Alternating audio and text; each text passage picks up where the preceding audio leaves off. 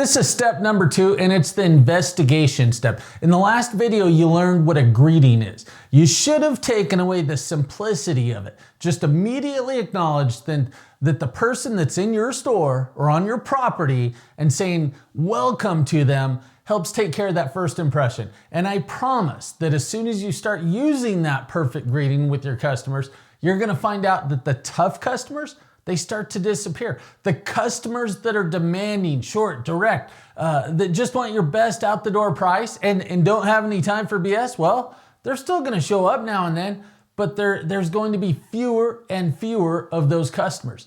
Those people are just used to dealing with average salespeople and they don't enjoy it. I mean, who does? But so now if you've done the perfect greeting, you can move on to step number 2. Step 2 is also on your customer's steps to the sale. They've got to do some investigating and you need yours to mesh with theirs. Customers normally have an agenda to gather as much information as possible by using the internet, making phone calls, and talking to a salesperson. Their goal is to gather all of the information that they can get for product info, for pricing info, and maybe even some finance terms from the different dealerships. They can usually get away without giving too much information back to the salesperson, which is part of the plan. But that's only because the salespeople that they've dealt with fail to ask for any of the information. And if a salesperson does ask for it, many of them don't know what to do with it. A few dealerships in each market have adopted a structured selling system that makes it so much easier and faster to help customers buy. Well, most dealerships have this old method called fly by the seat of their pants selling system. Obviously, the structured system creates a win-win environment, and it works in favor of the dealership, the salesperson, and the customer by closing more sales and getting more repeat and referral business. The fly by the seat of their pants system, well, it weighs in favor of the customer. Since the majority of dealers have used the unstructured system since the beginning of time, that's the one your customers have gotten accustomed to. The customer system one is mislead the salesperson. They do this, but only because we ask some relevant questions at the wrong time. A customer walks on the lot and many of us, we were trained to get some information and maybe even hide some information. For example, a customer asks, how much is that bike? We answer with a price, right? They say, wow, that's expensive. We ask, well, what's in your budget? They say, I don't know, or maybe $100, as little as possible. We ask, well, what kind of a payment do you want? Now the lying is beginning. Those were some bad questions. They say $200 a month on that $20,000 bike. Well, wouldn't it be ridiculous for a buyer to tell a salesperson how high they're really willing to go on a payment before we've even presented a payment to them?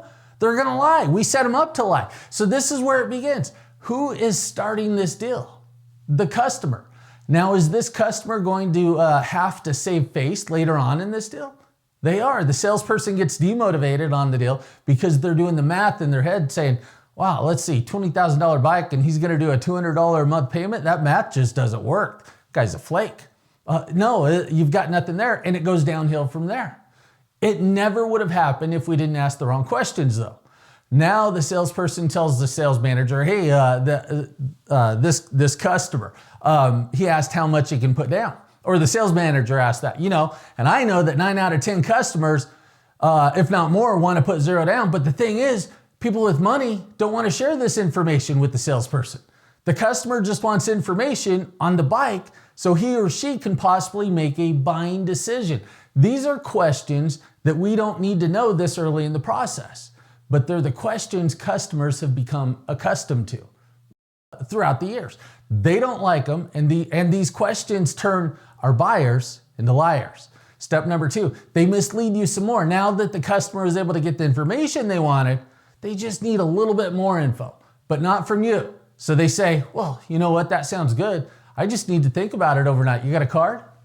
Perfect, we think. As a new novice or experienced but gullible salesperson, I'm thinking, I've probably got a deal here. He's gonna come back and buy this tomorrow. I go to my manager, hey, Mr. Manager, I let him go, but he's coming back tomorrow. Should I put a sold tag on that bike? You've got nothing. What are customers doing at this point? They're working the system. If a salesperson asks the wrong questions, the buyer will give the wrong answers. Why would they work the system? because those average salespeople taught customers that their system works. So that's why the investigation is so important to get good at selling. You have to know the answers to these questions in order to know how to sell. If you aren't able to answer these questions that I'm gonna ask, means you just had a good price, inventory when nobody else had inventory, and you didn't actually sell, you just cashiered the deal. Keep in mind the investigation is not interrogation, but it could go something like this. So are you, Mr. Customer, are you leaning towards a new or a used bike? They say new. Well, what do you ride now? Nothing. Have you ever owned a motorcycle before?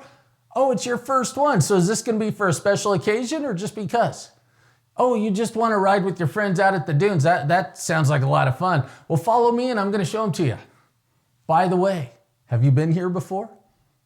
Guess why I'm asking this? I'm asking this so I can get them to the person that helped them last time they were here if they've been here before. I'm not gonna spend any more time than I have to with a customer that already has a salesperson. But if they say they've never been here before, I'll probably ask them, well, what caused you to come here? How'd you find out about us? Did you see one of our ads or get an email from us?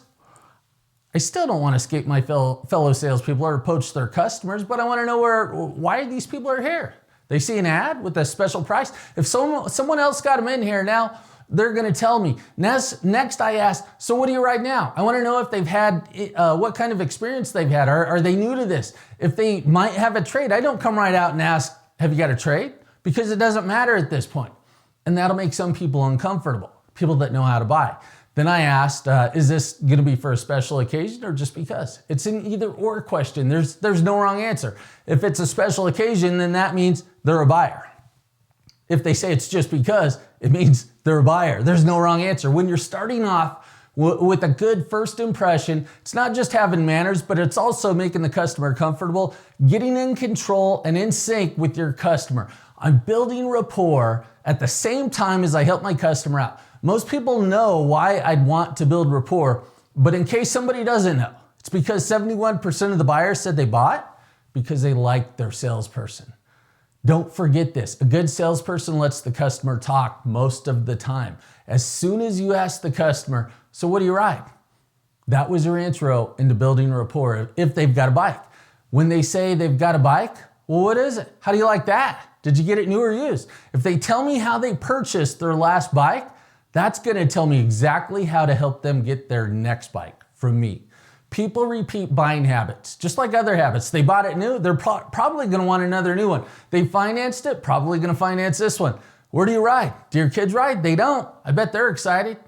This is investigating while building rapport. The investigation also gives me the information, the tools I need so I can build value in my presentation. Remember the ABCs. Now, I'm not talking about always be closing, but I'm talking about ask questions, build a relationship, control the conversation to keep it on track. This is how you handle the investigation. So now, you know, step number 1 and 2, welcome your customer in the greeting and then start the investigation in step 2. I'll see you in step 3.